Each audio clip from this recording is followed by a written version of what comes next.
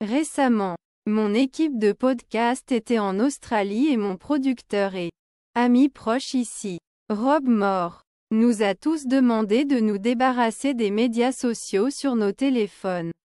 À l'exception d'un gars qui publierait nos annonces hebdomadaires d'épisodes. Et c'était assez brutal au début. Et puis revenir sur les réseaux sociaux s'est avéré plus difficile. 1.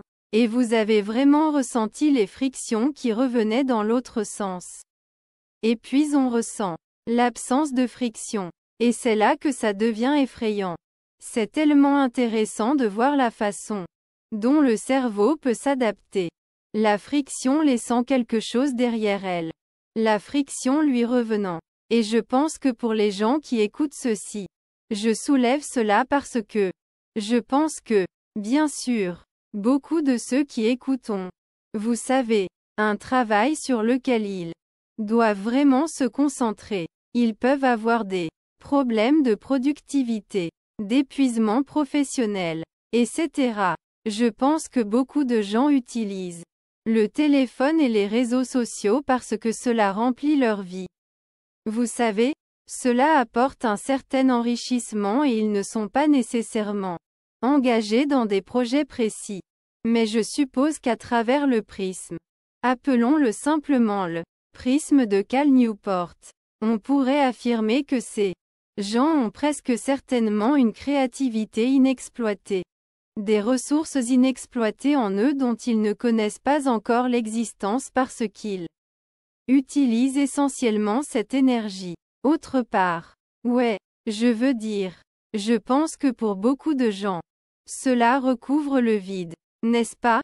Vous avez ce vide dans votre vie parce qu'il y a un potentiel non satisfait. Des intérêts non satisfaits. Et que vous vivez en décalage avec les choses qui vous tiennent à cœur. N'est-ce pas? Je veux dire. Pour beaucoup de gens, c'est le genre de catastrophe classique de la vie. N'est-ce pas? Les réseaux sociaux. Et avant ça, c'était autre chose. C'est vrai. Il y avait d'autres substances intoxicantes ou d'autres sortes de distractions. C'est essentiellement une façon pour certaines personnes de mettre un écran sur ce vide béant. Et cela rend les choses suffisamment supportables pour que vous puissiez continuer à vivre. Et c'est vrai. Si vous l'arrachez, vous voyez le vide. Et c'est vraiment difficile. Non, je veux dire. Parce que j'ai fait cette expérience pour un de mes livres. J'ai mené une expérience auprès de 1600 personnes et elles ont toutes désactivé tous leurs réseaux sociaux pendant 30 jours. 30 jours.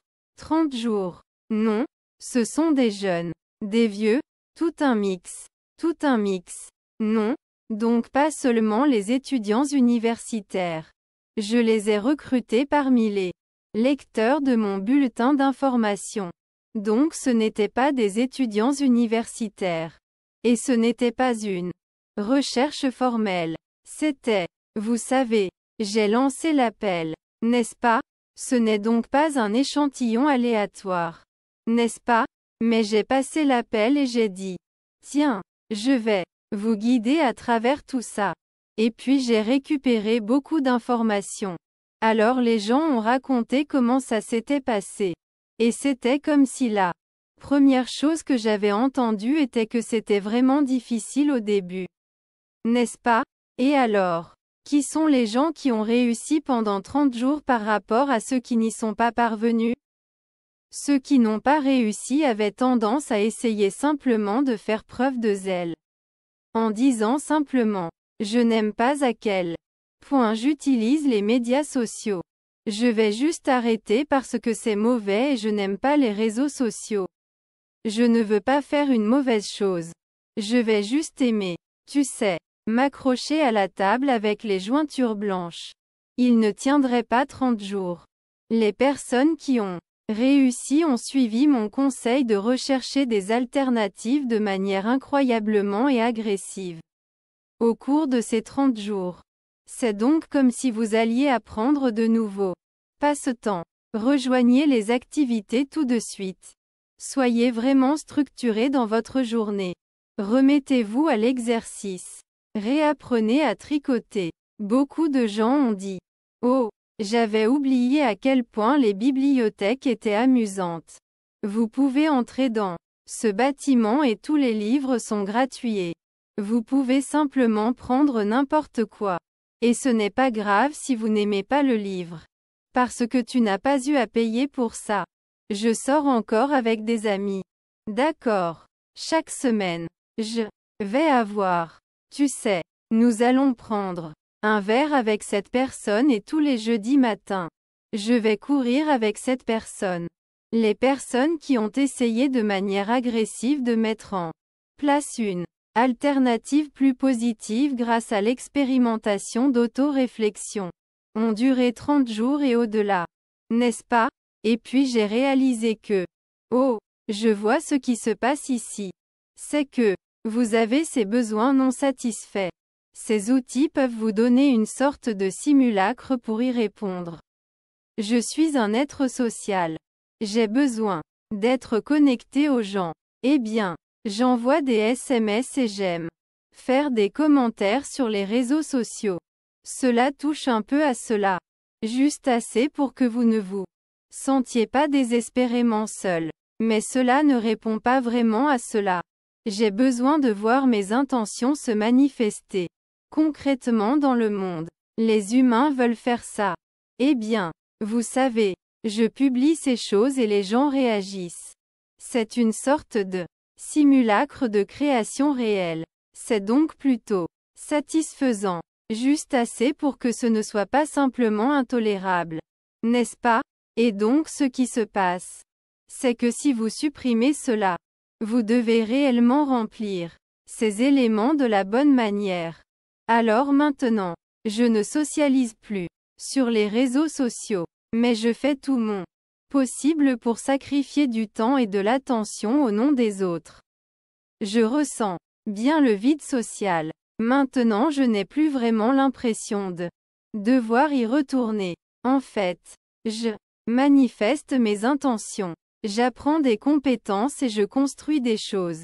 Maintenant, cette sorte de pseudo-construction et d'économie d'attention collective des médias sociaux. Je posterai ceci et vous l'aimerez. Je n'aime pas ça. Je n'ai plus besoin de ça. Pour combler ce vide. C'est donc comme si vous deviez des apostrophes. À bord combler le vide. Donc, vous savez, il y a 5 ans, j'ai écrit un livre sur la réforme de cette partie de votre vie. Et une grande partie du livre n'avait rien à voir avec la technologie, mais plutôt avec la manière de reconstruire certaines parties de votre vie. Et sur mon podcast, honnêtement, comme l'un des grands sujets dont nous parlons. Ce qui est fou parce que je suis un technologue et que j'écris sur le fait d'essayer de me concentrer dans un monde distrait. Est-ce que nous appelons la vie profonde, qui est tout simplement construire une vie pleine de sens sans un. Et c'est fou que mon podcast en parle. Mais d'un autre côté, ce n'est pas le cas. Parce que le mien est le podcast vers lequel les gens vont quand ils en ont marre du monde numérique. Et il s'avère que si le monde analogique ne fonctionne pas correctement pour vous, vous avez besoin de quelque chose pour éviter de regarder ce vide. Et le monde numérique le fera assez bien. C'est juste assez bien pour que la vie reste tolérable. Merci d'avoir écouté la chaîne Huberman Lab Clip. Si vous avez apprécié le clip que vous venez de visionner, veuillez consulter l'apostrophe épisode complet en cliquant ici.